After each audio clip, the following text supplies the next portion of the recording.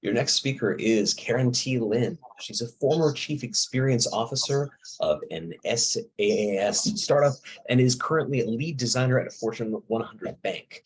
Karen has a storied career in human-centered design, research, and strategic planning for Fortune 500s, government agencies, nonprofits, and startups across diverse verticals. Karen coined the term Stop UX Erasure to call our attention to remembering the original ethics of UX. So please welcome Karen Lin. Hi, thank you, Noah. Let me, thank you, Noah, and to HFI for holding this space today. For everybody who's sticking around late on a Friday, it's for me in Washington, D.C., it's late Friday afternoon. And it's an honor for me today, particularly to speak because almost 15 years ago in 2009 was when I became an HFI certified usability analyst. And it's wild to think about that it's already been 15 years since then, but I'm very grateful to be here with everybody today. So for, I believe, the last session of today, before I get started, I wanted to give my 21st century disclaimer. All observations and opinions in this session are my own and held without judgment and strictly for the purposes of constructive thought and dialogue. So for my session today, I'll be sharing 3 philosophical statements about UX. And we'll provide a few examples to back up each of those statements. But really, I want to hear from everybody. So I want to definitely leave time at the end to open up the floor to hear everyone's examples and stories as well. So my first philosophical statement is that UX is an evolution. And for any practitioners here who've been around for a while, you've likely experienced an evolution just within your job title over the many years. This one just happens to be an example of mine. So you can see, titles change, they come and go. I actually had an experience, experienced designer was in my title at one point. That didn't seem to pick up steam originally, but then I've heard, I'm starting to see that come back in different ways more recently now. And yesterday's buzzwords and trends continue to evolve and will continue to evolve into the future. So we can see there have been so many different terms, phrases, some of them that have carried over, others that have not carried over as much. And you can find plenty of debate online about, which terms to use and why. And we won't get into that today. But my point here is, our industry is evolving. It always has and will continue to evolve. So that brings me to my second philosophical statement, which is that UX is also an ethics. And to explain what I mean by that and why it's also an ethics, I want to take a broad look into the history of design.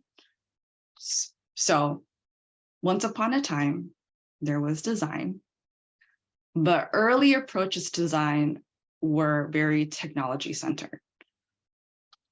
Build it and they will come, we said. First to market wins. Pour all this money into R&D and be the first to invent the next greatest technology. And everyone was happy. But then one day, these technological inventions started flooding the consumer market with so many choices. And we said, okay, technology alone isn't enough. We need user-centered design, because now we've entered an era where we're no longer only solving design problems that engineers and developers face, but that rather the everyday pain points that non-tech savvy people are facing. And so we started saying things like, build the right thing and build it right. We want to be usable and useful, and that's what it takes to win.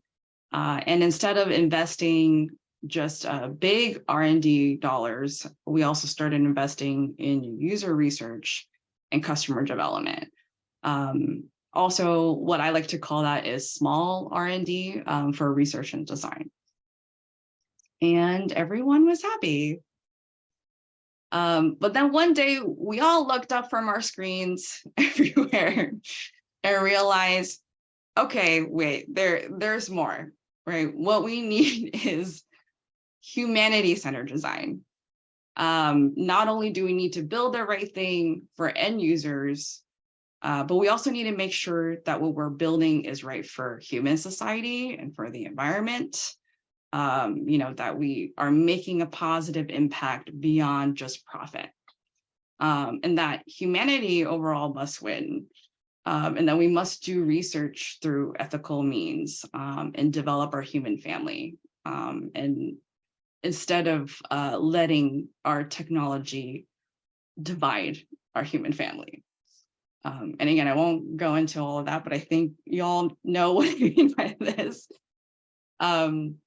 And so finally, everyone is happy now, right?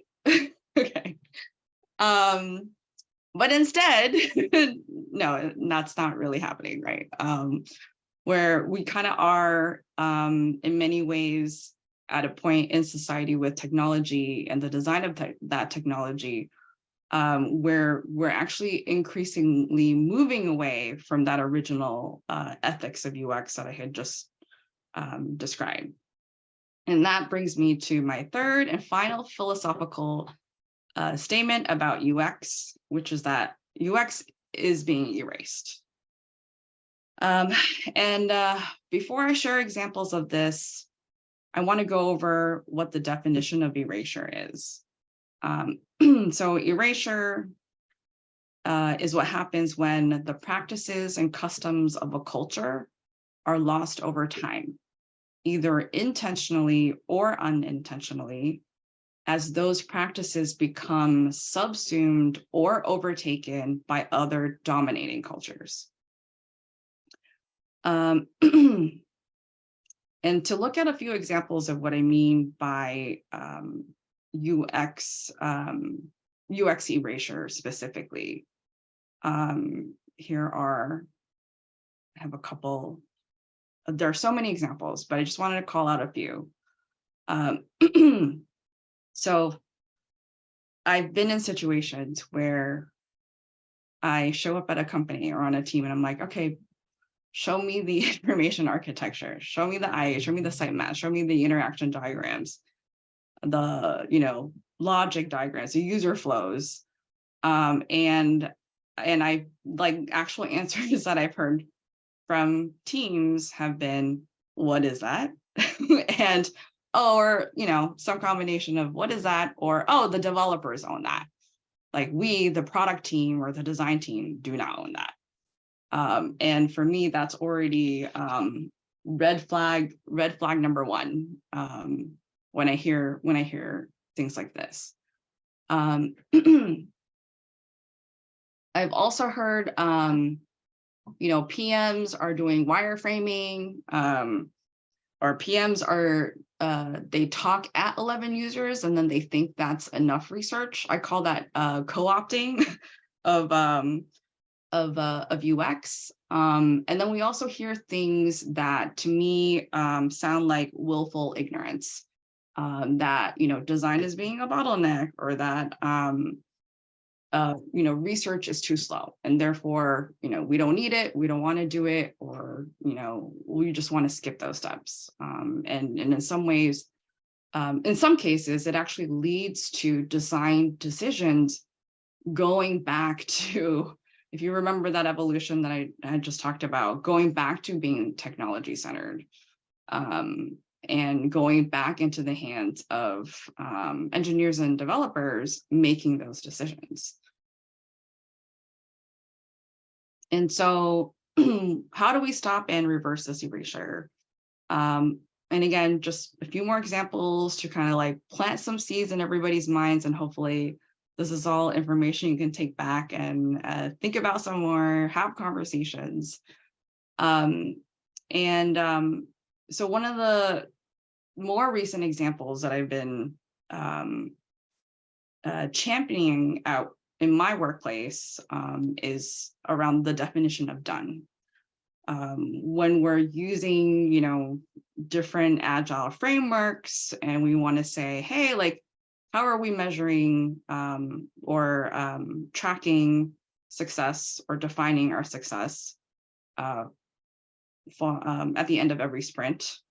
And what I'm starting to do now is to ask, well, what is our definition of done currently? And is it the end user's definition of done?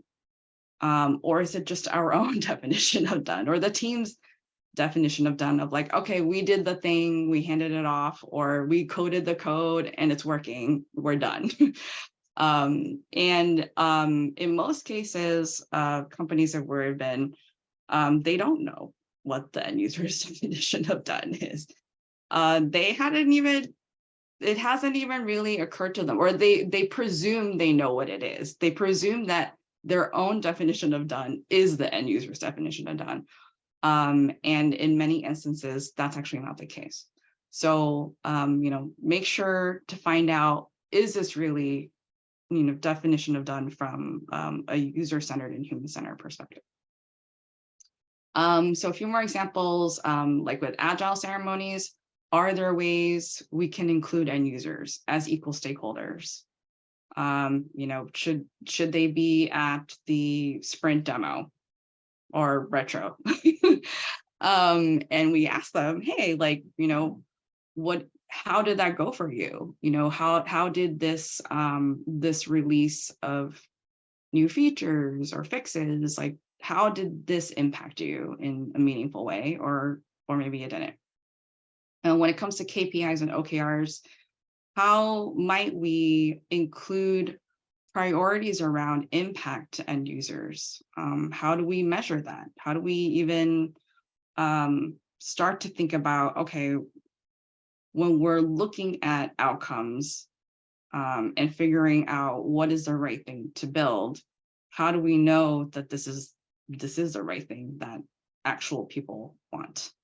And weigh that against the potential ROI that is to be gained, as well as the level of effort that factors into overall prioritization of features.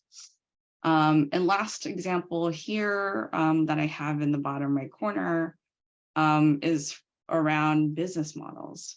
How can we move UX up the value chain and disrupt the status quo? Even if it means we need to redesign business models so that they're more user-centered and ideally humanity-centered.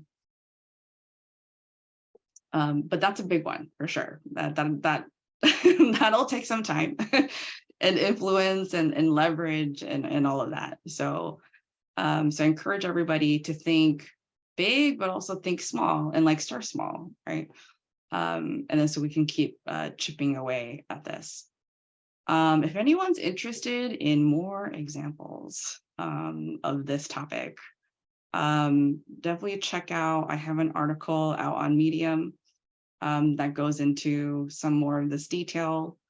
So you can definitely check that out. Let me know your thoughts there. And thank you very much.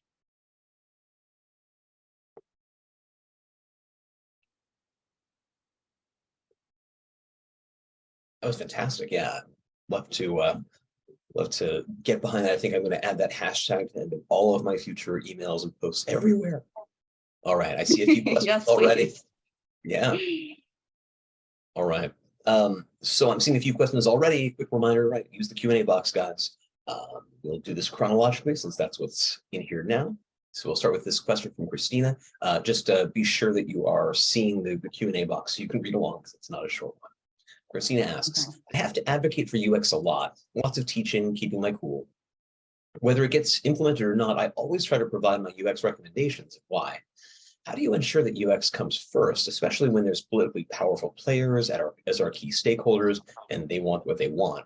Do we start at the top, guerrilla work from the bottom, both? What's worked for you specifically? Yeah, that's a great question. And I would definitely say it takes a village. Let's put it that way. Um, and the reason why is because like I had said in that, little history lesson of the of evolution of design, it's really at the end of the day, it's a culture shift. Yeah.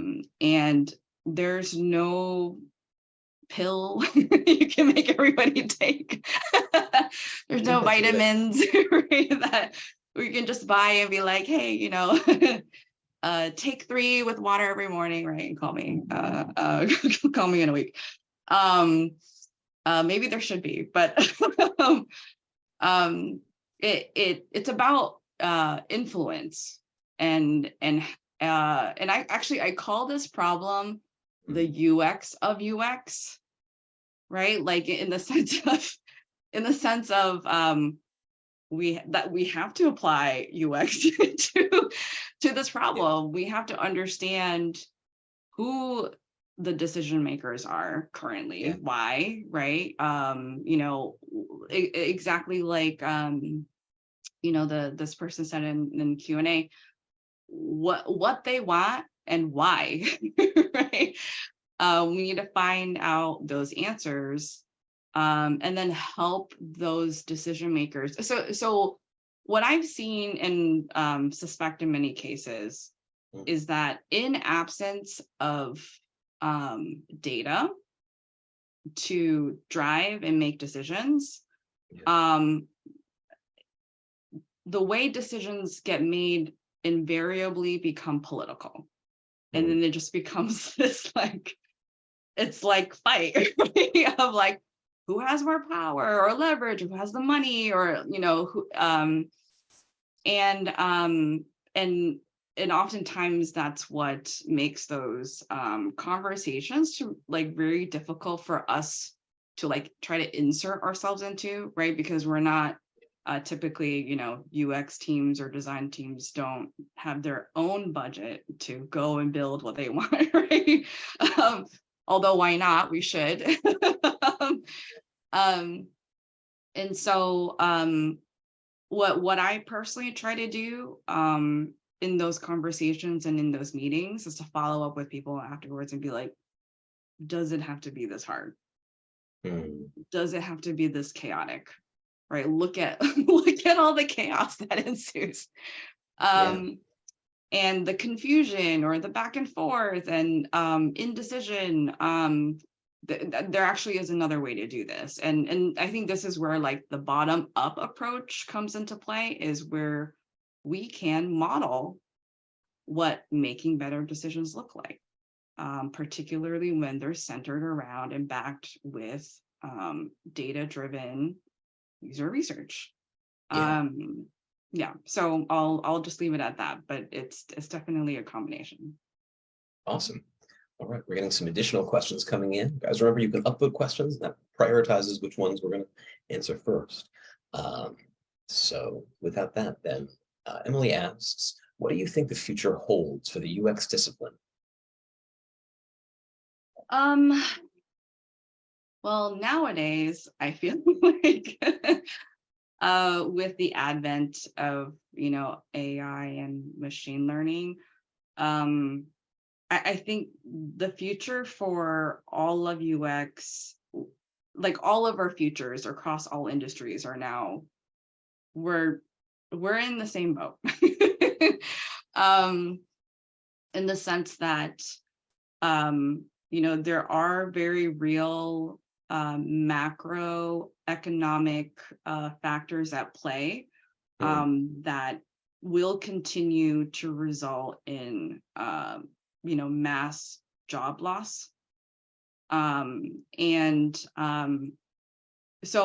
in a way, UX will continue to evolve. The question is for who it'll continue to evolve, for whom it'll continue to shut out. And as like our circles of access become smaller and smaller. But on the flip side, what I hope this means for our discipline is that it will start to increase the need for better social services, public services.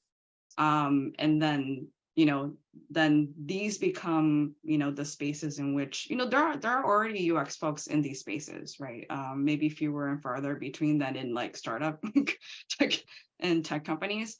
Sure. But I really do believe that there is increasing appetite in those fields for taking, human-centered approaches to Yeah, problem solving. awesome. All right. Let's see. And the next one we have, Vinicius asks, Karen, how can we UX designers contribute to reinforce democracy for citizens when we know that democracy is under attack in many places in the world? Do we have lessons to learn from service designers who tackle complex challenges, maybe? Because political policy design means a lot to do some of them. Political design means a lot to do some. I'm not sure what that means, but you see the question. Yeah, no, I think this is related to what I started to say from the previous question. There's another ethical component to UX that I really strongly believe in, which is tied to the idea that design decisions should not be only the influenced by whoever is going to build the thing, right? The people with the power, right? It shouldn't be done in a authoritarian or dictator like way. But unfortunately, at a lot of tech companies, that actually is the case. That is actually what happens. I call that product dictatorship, where people just are like, this is what we're going to build, and just because I say, right? Yeah. We need to, and for sure, UX is the antidote to that, to product dictatorship. And I think there is something about that ethos of UX that, can be extrapolated to when we think about how decisions are made in government, and how we can apply some of these skills, right? Like, no, let's go talk to citizens, find out what people actually need, instead of playing political games to try to get people to vote, and then who knows what happens right after, right? And then the execution or whatever is like totally lost. So I think for sure, there are lessons to be learned from UX and service design to take on these challenges. Fantastic. Next up, Shantanu asks, data is the new oil. How is UX prepared to deal with it? Data storytelling and data visualization skills are still not democratized in UX. That's an interesting question. Because to me, I think data being the new oil is not necessarily like data how we think of data in doing user research. I believe the data that is actually being sold is like things like click data or transaction data and things like that. I've not, I don't know if you've heard of people selling our user research insights to, and trading that. Maybe some companies are doing that. I'm just not personally aware of that.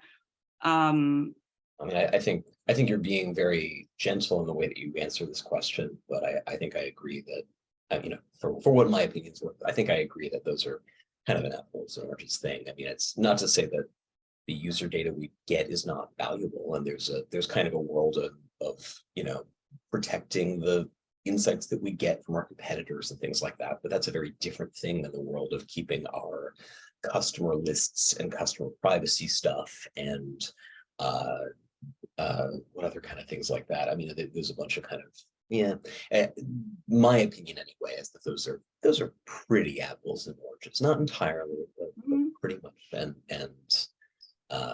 yeah, so You are right. Well, I guess I'll address the second part of that, which is mhm, uh, those skills not being democratized in UX. I think it's a matter of maturity within an organization, whether or not, that's part of our process, right? Like, yeah, how do we tell those stories? How do we visualize and help decision makers understand the core of what's happening?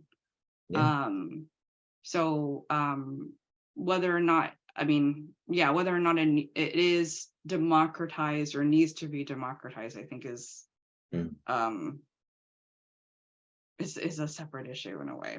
I'm not sure if I'm understanding the question. yeah. Also, It's I just realized it's not phrased as a question. So we're just deliberating. We're just having a debate right yeah, now. there that middle sentence could have a question mark in it. It's not, it doesn't have a question mark, but Oh, it's right. Yeah, that's true. That's true. how is, right? I Mm, hear you. Yeah, I mean, I feel like that question has a very, I feel like that person has a conversation in mind, and without more of the context they've given, then it's hard to be sure exactly what we're yeah. talking about. So Mhm. we have a couple other questions though, so maybe we'll just Sure. go to the next. Varun asks, how do you overcome those leadership notions and opinions, even when your idea is backed through quantitative methods like A/B testing? Oh, When okay. leadership, yeah, Yeah, sure. So I think depending on, I'm gonna assume, correctly or incorrectly, that this is coming from like more of an individual contributor level, like when we're trying to influence up, right? Like, hey, like,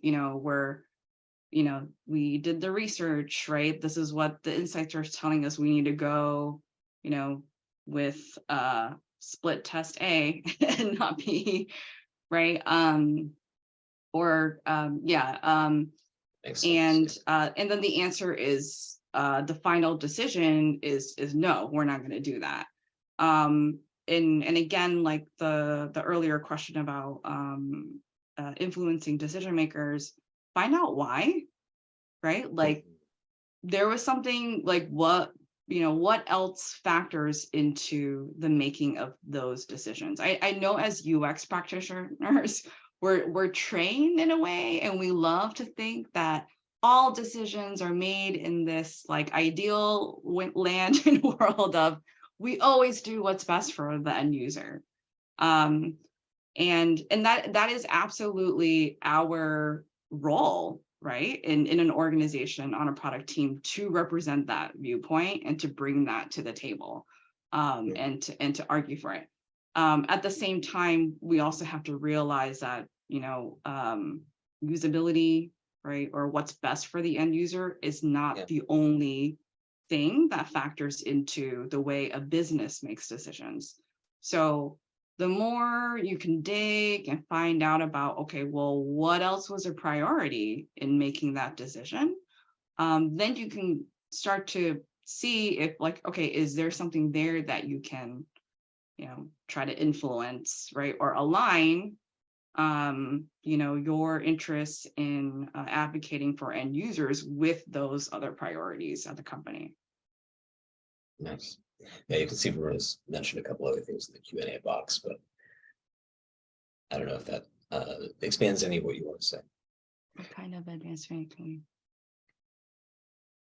Oh, wait, sorry. What? Oh, it has come. Varun was the question we just answered was from Varun, and you should still see that. And then he's added a couple of other. Oh, I see. Okay, has come from. Okay, was earning the. Okay. Yeah, that to me is like, okay, that's a sign that there's something else going on, Yeah, right? awesome. But also, anytime you make a recommendation, right, like document it, right? And then when the outcome comes along and it's not what that decision maker was hoping for. And then you can be like, well, like you can kind of like kindly be like, I told you so, right? Yeah, Or, yeah, kind of, kindly like, okay, well, would you like to try it our way or my way yeah. or this other way instead, for next time and see what happens.